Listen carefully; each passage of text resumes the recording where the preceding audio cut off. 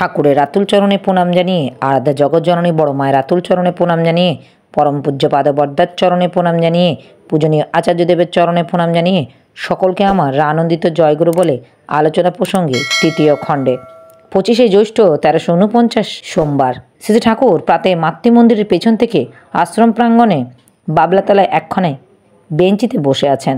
অনেকেই সেখানে উপস্থিত আছেন। গরমের দিন, তার ছায়ার মধ্যেও গরম লাগছে। একটি মা তার পুত্রবধূ দুর্ব্যবহারের কথা বলছিলেন। শ্রী ঠাকুর একটু সময় শুনে বললেন, ওসব কথা শুনলে আমার মন খারাপ হয়ে যায়।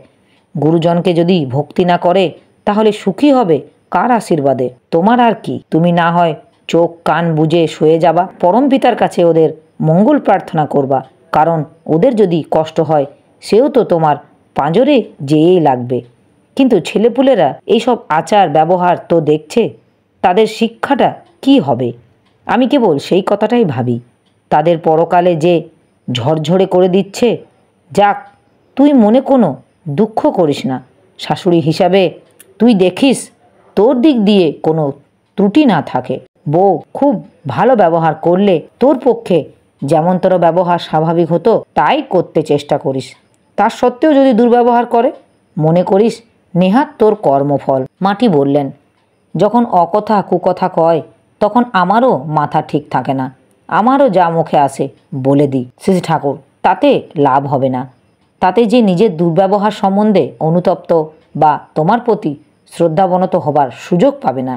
সেই জন্য নিজের চলন খুব নিখুঁত রাখা লাগে। পরিবেশ যদি খুব খারাপ হয় সেটা একদিক দিয়ে সুবিধে। খারাপের মধ্যেও আমরা কতখানি ভালো থাকতে পারি, আর খারাপকেও কতখানি ভালো করে বুঝতে পারি, সেইটাই তো আমাদের সাধনার পরখ। ভবানীদা, ওইভাবে চললে নিজের পক্ষে ভালো হতে পারে, কিন্তু কারো শাসন হয় না। শ্রী ঠাকুর, নিজের উপর অতখানি অধিকার থাকলেও বরং শাসন করার ক্ষমতা হয়। কেউ যদি রেগে আত্মহারা হয়ে যায়, সে আবার শাসন করবে কি? যে নিজেকেই শাসন করতে জানে তার শাসনের কাজ হয়? পাবনার সিনেমা হলে পরিচয় বলে একখানি বই চলছে, বইখানি বিয়োগান্তক। সেই সম্বন্ধে কথা উঠল। শ্রী ঠাকুর, মানুষ আশা ভরসা উৎসাহ পায় যাতে যাত্রা থিয়েটার সিনেমার ভিতর দিয়ে, তাই দেখানো ভালো। বাঁচার খোরাক, উন্নতির খোরাক যতই জোগানো যায় তাই ভালো। আর দরকার আমাদের কৃষ্টির সঙ্গে পরিচয় করিয়ে দেওয়া। কৃষ্টি করে, কিন্তু কৃষ্টি বলতে যে কি বোঝায় তা অনেকেই জানে না। তাই লোক পেলে ও টাকা পেলে নানা রকম বই লিখিয়ে স্টুডিও করে ফিল্ম তোলার ব্যবস্থা করতাম। যাজন চাই অত্যন্ত, তাছাড়া উপায় নেই। কালী সেন যাজনমূলক বই সবসময় চলে না। শ্রী ঠাকুর, সাহিত্য বা নাটকের সঙ্গে যাজনের কোনো অসঙ্গতি নেই। সাহিত্য ও নাটকের মধ্যে যেভাবে যাজন চলতে পারে সেইভাবে যাজন করা লাগবে। ধর্মরসের রসিক যে, তার যাজন বেখাপ্পা হয় না। যে রসের রসিক না, ভাবের ভাবুক না, সে তাল ঠিক রাখতে পারে না। উপদেশের আমদানি করে ফেলে। পশুপতি বসু, উপদেশের কি প্রয়োজন নেই? শ্রী ঠাকুর, উপদেশ দিতে গেলে দিতে হবে পরম অন্তরঙ্গভাবে। উপদেশ গ্রহণ করতে পারে এমনতর স্থান, কাল, পাত্র ও পরিস্থিতি সৃষ্টি করে। আসামের একটি দাদা আশ্রমে এসে সম্প্রতি উপনয়ন নিয়েছেন। শ্রী ঠাকুর তার দিকে চেয়ে বললেন, বিধিমাপক উপনয়ন নিলে চেহারার মধ্যে কেমন যেন একটা জ্যোতি খুলে যায়। দাশুদার দিকে চেয়ে বললেন, তাই না? দাশুদা, আজ্ঞে হাঁ। শ্রী ঠাকুর উক্ত দাদাকে বললেন, উপনয়ন যখন নিচ্ছিস খুব সদাচারে চলবি, কিন্তু কত পুরুষের ব্রাতোদ্দেশ্য খণ্ডন করে আজ খাঁটি বৈশ্যা হয়ে দাঁড়ালি। তোর বংশে এখন থেকেই যেন এক ধারা চলতে থাকে, এ যেন খেলাপ না হয়। উক্ত দাদা, আপনার আশীর্বাদ।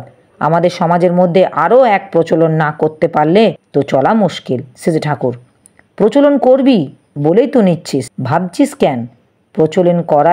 প্রচলন করাই লাগবি। এ তো হীনমন্যতার প্রতিযোগিতা নয়, এ হলো স্ববৈশিষ্ট্য অনুযায়ী আচার। এ না করলে যে ক্ষতি। আমাদের বিপ্রঋত্বিকের মধ্যে উপযুক্ত কয়েকজন পৌরোহিত্যের কাজকর্ম শিখে নেয়, তাহলেই ভালো হয়। আমি গোসাইকে বলেছি কয়েকজনকে ঠিক করে দিতে। উমা বাগচি পুরোহিত বা আচার্য যদি আচারবান না হন তাহলে কিন্তু মানুষের শ্রদ্ধা হয় না। শ্রী ঠাকুর, সে তো নিশ্চয়ই। সেই দিক দিয়ে ঋত্বিকদের মধ্যে বরং আচারবান লোক পাওয়া যাবে, আর তারা ব্যাপারটাও বোঝে। আসামের দাদাটি বললেন, আমি সাধারণ গৃহস্থ মানুষ, ব্যবসা বাণিজ্য করে কায়ক ক্লেশে সংসার প্রতিপালন করি। কিভাবে চললে আমার সব দিক দিয়ে বজায় থাকে যদি দয়া করে বলে দেন শ্রীজি ঠাকুর। তোমার যা কিছু করণীয় সবই যদি নিষ্ঠার সঙ্গে কৃতিত্বের সঙ্গে যথাসময়ে ক্ষিপ্রভাবে না করো তাহলে কিন্তু হবে না। কোনো কাজের গাফিলতি করবা না, সে ব্যবসা বাণিজ্যই হোক, ছেলে পেলে মানুষ করাই হোক, লৌকিকতাই হোক, শুধু এইটুকু ভেবে চলবে ঘর সংসার তোমার ইষ্টার্থে। সৎভাবে অর্থ যা উপায় করতে পারো ততই ভালো। সৎভাবে বলতে আমি বুঝি অন্যকে বাঁচাবে বা স্বার্থকে ক্ষুণ্ণ না করে বরং পরিপুষ্ট করে। অর্থ বেশি করে উপার্জন করতে বলছি বলে মনে করো না অর্থের উপর আসক্তি হতে বলছি। অর্থ হবে তোমার সেবাযজ্ঞের উপকরণ। গৃহস্থ হিসাবে ইষ্ট পরিবেশ ও পরিবার সকলের প্রতি তোমার দায়িত্ব আছে। সেই দায়িত্ব যাতে ভালো করে পালন করতে পারো সেই জন্যই অর্থ। যত পারো মানুষকে দেবে, এবং সেটা শুধু অর্থ নয়, স্নেহ, প্রীতি, সদ্ব্যবহার, সৌজন্য, প্রশংসা, অভয়, আশা, ভরসা, আশ্রয়। এক একজন গৃহস্থ বহু মানুষের আশ্রয়স্থল যদি হয়ে ওঠে তাহলে আর ভাবনা থাকে না। তোমার পরিবারটা যদি 10 জনের মানুষের হয়, তুমি মনে করবা আমার পরিবারের 25 জন মানুষ, এবং 25 জনের ভরণ পোষণ দিতে গেলে যেভাবে প্রস্তুত হতে হয় সেভাবে প্রস্তুত হবা, এবং তা দিয়ে নিজের পরিবারের লোকের ভোগ বিলাসের উপকরণ না বাড়িয়ে অন্যকে টানবা যতটা পারো।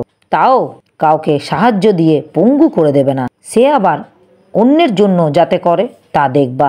এইভাবে যদি চলো তাহলে দেখবা তুমি যে তল্লাটে থাকো সেই তল্লাটে আর অভাব থাকবে না। শশধরদা, যার যার নিজের সংসার ঠেকানো তো দায়, তারপর এত দায়িত্ব নেওয়া তো কঠিন।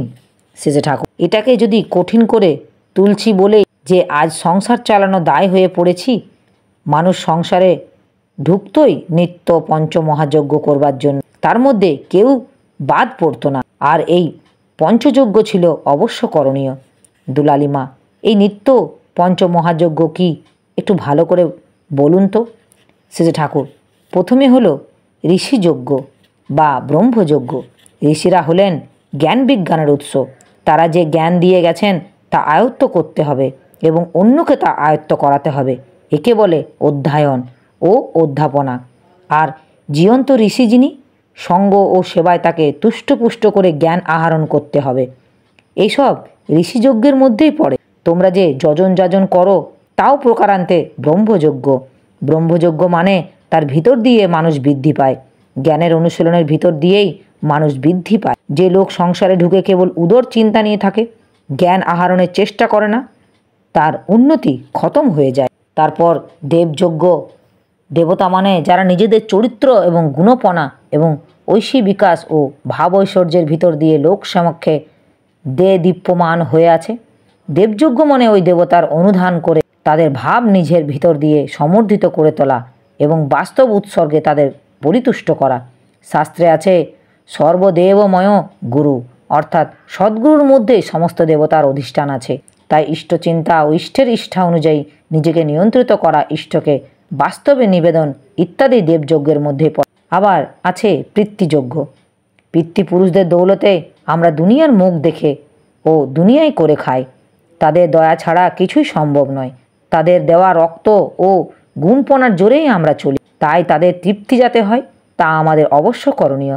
পিতামাতা বেঁচে থাকলে জীবন্ত গৃহদেবতা বোধে নিত্য তাদের সর্বপ্রকারের সেবা করা উচিত, নয়তো নিত্য তর্পণ করার বিধি আছে। এতে পিতৃপুরুষের স্মরণ মননের ভিতর দিয়ে তাদের গুণগুলি আমাদের ভিতরে সঞ্জীবিত থাকে। একটা আত্মপ্রসাদও লাভ করা যায়। দারোগাদা, পরলোকগত পিতৃপুরুষের উদ্দেশ্যে শ্রদ্ধা তর্পণাদি করলে তারা কি কোনো তৃপ্তি পান? বিশেষত তারা যদি অন্য কোথাও জন্মগ্রহণ করে থাকেন। শ্রীজি ঠাকুর, শ্রদ্ধার সঙ্গে যার উদ্দেশ্যে যাই নিবেদন করা যাক না কেন, সূক্ষ্মভাবে হলেও তা তাকে একটা তৃপ্তির যোগান দেয় বলেই আমার মনে হয়। শ্রীজি ঠাকুর টুলুমাকে দেখে জিজ্ঞাসা করলেন, তোর ছাওয়াল কেমন রে? টুলুমা আজকাল একটু ভালো আছে। শ্রীজি ঠাকুর, ওকে সম্পূর্ণ ভালো ও মোটাসোটা করে তুলতে পারিস তাহলে যে হয়। তোর ছাওয়াল কিন্তু খুব মাতৃভক্ত আছে। টুলুমা, তা আছে, এখন আপনার দয়ায় সুস্থ দেহে বেঁচে পড়তে থাকলেই হয়। শ্রীজি ঠাকুর, ভালো করে যত্ন করিস। পরমপিতা দয়া শক্তিমান হয়, আমাদের করাকেই আশ্রয় করে। দুলালিমা, পঞ্চযজ্ঞের আরও দুটো তো বললেন না? শ্রী ঠাকুর হেসে সবারই দিকে চেয়ে বললেন, ভবি ভুলবান নয়। তা কি কি বলেছি? হরিপদদা, ঋষিযজ্ঞ বা ব্রহ্মযজ্ঞ, দেবযজ্ঞ, পিতৃযজ্ঞ। শ্রী ঠাকুর, আর আছে নির্যজ্ঞ, ভূতযজ্ঞ। অতিথি সৎকার ও দুস্থ পরিবেশের বাস্তব সেবা সাহায্যকে বলা যায় নির্যজ্ঞ। পরিবেশকে বাদ দিয়ে আমরা বাঁচতে পারি না, তাই তাদের সর্বপ্রকারের সেবা আমাদের করতে হবে। গৃহীর কর্তব্য হলো আগে অতিথিকে খাইয়ে তারপর সে খাবে। অতিথিকে নারায়ণ জ্ঞানে সেবা করার রীতি আছে আমাদের দেশে। কথা হচ্ছে আমার দ্বারস্থ হয়ে কেউ যেন অভুক্ত না থাকে, বিমুখ না হয়। আমি ঘর বেঁধেছি সবার সেবার জন্য। ভূতযজ্ঞ বলতে ইতর জীবজন্তু থেকে আরম্ভ করে গাছপালা পর্যন্ত সেবা করা বোঝায়। একটা গরুকে দেখেছ জল না খেয়ে কষ্ট পাচ্ছে, তুমি কলের থেকে এক বালতি জল তুলে তাকে খেতে দিলে, সেটাকে ভূতযজ্ঞের মধ্যেই পড়বে। সাধারণত নিজের আহার্যের অগ্রভাগ সশ্রদ্ধভাবে তাদের উদ্দেশ্যে নিবেদন করার রীতি আছে। আদত কথা হলো বিশ্বব্রহ্মাণ্ডে সবার সঙ্গে নিজের যোগসূত্রটা বোধ করতে অভ্যস্ত হওয়া। এগুলিকে যদি ভাবায় থাকে, করায় না থাকে, তাহলে হবে না। শ্রী ঠাকুর ওখান থেকে খেপুদার বারান্দায় যেয়ে বসলেন। পিসিমার ঘরে ছিলেন। শ্রী ঠাকুর ডাক দিলেন, খুকি কি করছিস রে? পিসিমা বললেন, কিছু করি না, এই বলে বেরিয়ে আসলেন। শ্রী ঠাকুর, বয় তোর সঙ্গে যে একটু ফাঁকে বসে কথা কব তার লগ্ন হয়ে ওঠে না। পিসিমা, আপনি ব্যস্ত থাকেন বলে বিরক্ত করি না, আমারও ইচ্ছা করে আপনার কাছে যেয়ে বসি, গল্প টপ্প করি। শ্রী ঠাকুর রহস্য করে বললেন, তোমার যে খুব ইচ্ছা করে তা মনে হয় না, তুমি তো আমাকে এড়াইয়ে চলো। আমি আর কি করব পিসিমা, আপনি লোকজন নিয়ে থাকেন তাই আপনার কাছে যাই না। শ্রী ঠাকুর, ওর মধ্যে গেলি হয়, দরকার মতো আমি কথা বলতে পারি। আমার মমতা বড় অবাধ্য, সকলের জন্যই আমার প্রাণ ছটপট করে। যাই হোক, তোরা ভালো আছিস, সুস্থ আছিস, সুখে স্বাচ্ছন্দ্যে আছিস, এইটা দেখলেই মনে হয় আমি যেন বর্তে গেলাম। পিসিমা বললেন, আমি ভালোই আছি। এরপর কিছু সময় ভাতা ভগ্নীদের নিভৃতে আলাপ হলো। পরে বঙ্কিমদা আসলেন। শ্রী ঠাকুর জল খেতে চাইলেন, পিসিমা জল দিলেন। শ্রী ঠাকুর বঙ্কিমদার দিকে স্নেহল কণ্ঠে বললেন, এই ধরন ধারণের মধ্যে মার রকম কিছু কিছুটা টের পাওয়া যায়, তাই না বঙ্কিমদা? হ্যাঁ। শ্রী ঠাকুর এইবার বঙ্কিমদাকে বললেন, কতগুলি ভালো রাজমিস্ত্রি, ছৌতর মিস্ত্রি এবং কৃষি পারদর্শী, কারিগরি ও সামরিক শিক্ষা দিতে পারে এমন তোর লোক তাড়াতাড়ি জোগাড় করতে পারিস? দুদিনের জন্য চলে এসে গেলে তাতে হবে না। খাক না খাক, মাটি কামড়ে পড়ে থাকবে, আমাকে ছেড়ে যাবে না কিছুতেই, এমন তোরও লোক দরকার। এখন থেকেই তোমাদের উপর নির্ভর করা ছাড়া উপায়। যেমন তোরা আছিস, লোক বেগার আমার চিন্তাগুলি চিন্তা থেকেই যাচ্ছে, আর এটা আমার পক্ষে বড়ই কষ্টদায়ক। কোনো দিন আমার এমন তোর অভ্যাস না হয়। টাকা জোগাড় হলো তো?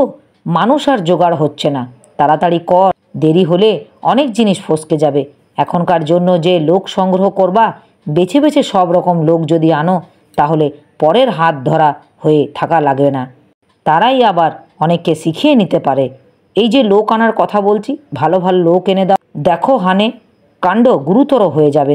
বঙ্কিমদা, এখানে বসে যা চেষ্টা করা যেতে পারে তা তো করছি, যদি বলেন বেরিয়ে চেষ্টা করতে পারি। শ্রী ঠাকুর, হ্যাঁ তাই তো, তোমরা সকলেই বেরো, আর আমি এখানে হাবা গঙ্গারামের মতো একলা একলা পড়ে থাকি।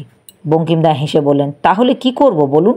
শ্রী ঠাকুর, আমার যা বলার তা তো বলেছি, এখন যেমন করে যা করলে তা হয় তাই করবা। আমি না পারার কৈফিয়ত শুনতে রাজি নই, আমার কাজ হাসিল করে দেওয়া চাই, এবং সে এখানে বসেই। বঙ্কিমদা, তাই হবে। শ্রী ঠাকুর, সাবাস, মন্দ আর কারে কয়, দীনতার থেকে দৃঢ়তাই আমি বুঝি ভালো। এই বলে শ্রী ঠাকুর নাটকীয় ভঙ্গিতে উঠে পড়লেন, তার সুঠাম তনু নৃত্যের ছন্দে দুলে উঠল। আমার এই আলোচনা প্রসঙ্গে কিছু ভুল ত্রুটি হয়ে থাকলে আপনারা আমায় ক্ষমা করবেন। উপস্থিত দাদা, ভাই, বোন, মায়েদের আমার আনন্দিত জয়গুরু।